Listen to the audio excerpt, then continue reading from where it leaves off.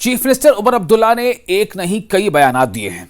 ऐसा लग रहा है कि वजीर आला कहीं ना कहीं जो अपोजिशन पार्टियां यानी कि कुछ और पार्टियां हैं जैसे बीजेपी या पीडीपी ने कई ऐसे मुद्दे उठाए हैं। ऐसा लगता है कि उमर अब्दुल्ला कहीं ना कहीं दबाव में है। जी हां, आपको याद होगा कि हाल ही में पीडीपी ने यह कहा था कि मेराज मलिक के मुद्दे पर चीफ मिनिस्टर उमर अब्दुल्ला जो है उनकी सरकार ने कोई ठोस कदम नहीं उठाया।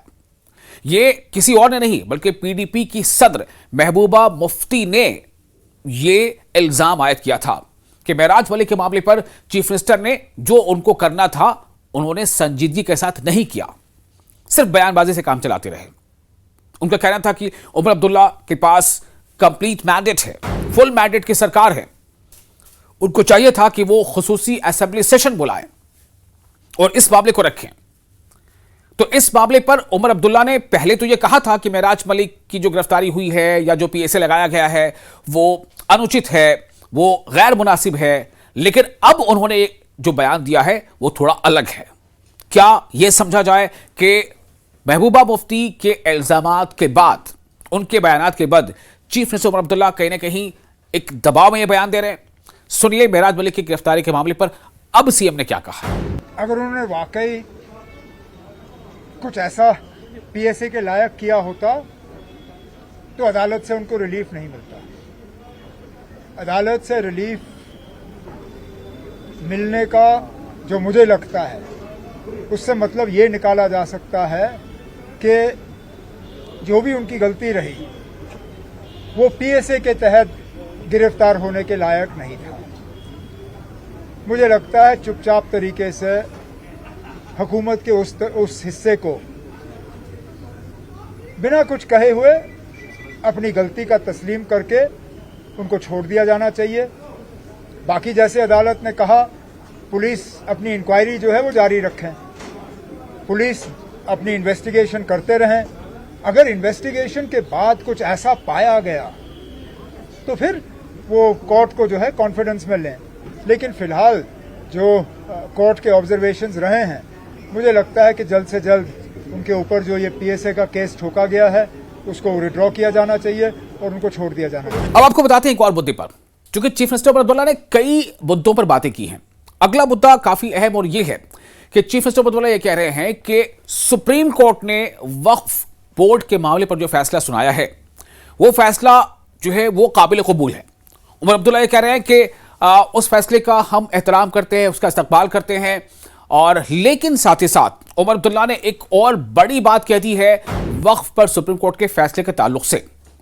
उमर अब्दुल्ला ने यह कह दिया है कि कहीं ना कहीं कोशिश इस तरह की थी कि ऐसे मामले में या वक्फ के मामले में किसी एक ही मजहब को निशाना बनाया जा रहा है। यह एक बहुत बड़ी बात है, क्योंकि उमर अब्दुल्ला कोई एक आम लीडर नहीं बल्कि जम्मू कश्मीर के वो वजीर आला हैं। तो जम्मू कश्मीर के वजीर आला उमर अब्दुल्ला अगर ये कहते हैं कि किसी एक मजहब को ही निशाना बनाया जा रहा है या उसकी कोशिश है, तो ये अपने आप में एक बहुत बड़ी बात है। और चीफ मिनिस्टर के ऐसा कहने का मतलब साफ तौर से ये है कि ये एक मैसेज है जिसका एक असर हो सकता है माशरे में। क्योंकि अगर आप ये कह रहे हैं कि किसी एक मजहब को निशाना बनाने की कोशिश थी इस कानून के जरिए से, लेकिन चीफ मिनिस्टर उमर अब्दुल्ला ने कहा है कि सुप्रीम कोर्ट ने इस बात को समझ लिया। ये एक अच्छी बात है, यानी सुप्रीम कोर्ट के फैसले में जो बात जाहिर हो गई है तो उससे उमर अब्दुल्ला ने इत्मीनान का इजहार किया।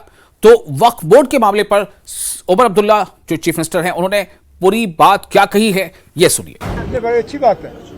ये वक्फ बिल तो हम पहले ही से कहते आए कि इसमें एक ही मजहब के लोगों को जो है निशाना बनाया जा रहा है। सिर्फ एक ही मजहब के जो इदारे हैं, जो प्रॉपर्टीज़ हैं, उन्हें एक बिल के तहत जो है उनको इस कानून के दायरे में लाया गया। अच्छी बात है कि सुप्रीम कोर्ट ने भी इस चीज़ को समझा है और उसका एक बहुत मेन इशू जहां पे हुकूमत का इल्ज़ाम है कि गैर कानूनी तौर जो है किसी वक्फ ने ज़मीन पे कब्जा किया हुआ है। अब हुकूमत उस ज़मीन को वापस नहीं ले सकती जब तक कि अपनी पूरी कार्रवाई वो मुकम्मल नहीं करते। अच्छी बात है। इसमें जो बाकी कुछ ऑब्जेक्शनेबल हिस्से हैं अगर वो भी एक एक करके बाहर आए तो अच्छा होगा। और अब एक और अहम बात, चीफ मिनिस्टर उमर अब्दुल्ला ने एक बात अहम ये भी कही है, वो है इस ताल्लुक से जो फ्रूट ग्रोवर्स के बीच एक बेचैनी है, जो फ्रूट ग्रोवर्स काफी नाराज हैं और नाराजगी की वजह यह है कि उनका जो फल है वो ट्रकों में पड़ा है और ट्रक सड़कों पर खड़े हैं। वक्त रहते ट्रक अगर मंडी तक नहीं पहुंचेंगे तो फल खराब हो जाएंगे और फल कई खराब होने शुरू भी हो गए हैं कई ट्रकों में।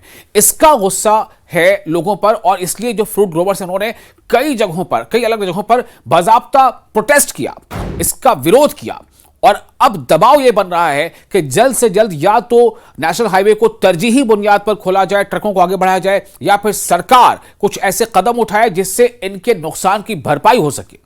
इस मामले पर चीफ मिनिस्टर उमर अब्दुल्ला क्या कहते हैं, यह भी सुनो। अगर हाईवे मेरा होता मैंने खोल दिया होता अभी तक। ये हाईवे गवर्नमेंट ऑफ इंडिया का है। अगर इनसे नहीं चलता तो हमारे हवाले करें ना। हम यहाँ जो कमरे में इंजीनियर बैठे हैं, मैं इनकी टीम एक भेज के वहां उनको तैनात कर दूंगा। हमें अब बहुत हो गया है। हमने सब्र से काम लिया क्योंकि ये रोज हमें कहते थे कि आज होगा, आज होगा, आज होगा, लेकिन नहीं हो रहा। तो आज मैं यहाँ इन 2 प्रोग्रामों से जो है फारिग होके मैं यूनियन हाईवेज को जो मिनिस्टर हैं गडकरी साहब, उनसे फोन पे बात कर लूंगा कि हमें फटाफट जो है ये हाईवे हमारे हवाले किया जाए, इसको रिस्टोर करके जो है ट्रकों के लिए जो है ये इसको खोल दिया जाए। लेकिन उसके साथ साथ मैं रेलवे मिनिस्टर साहब से भी गुजारिश करूंगा कि एक ट्रेन चलने से कुछ नहीं होगा। आपने एक ट्रेन चलाया, उसके लिए हम शुक्रगुजार हैं।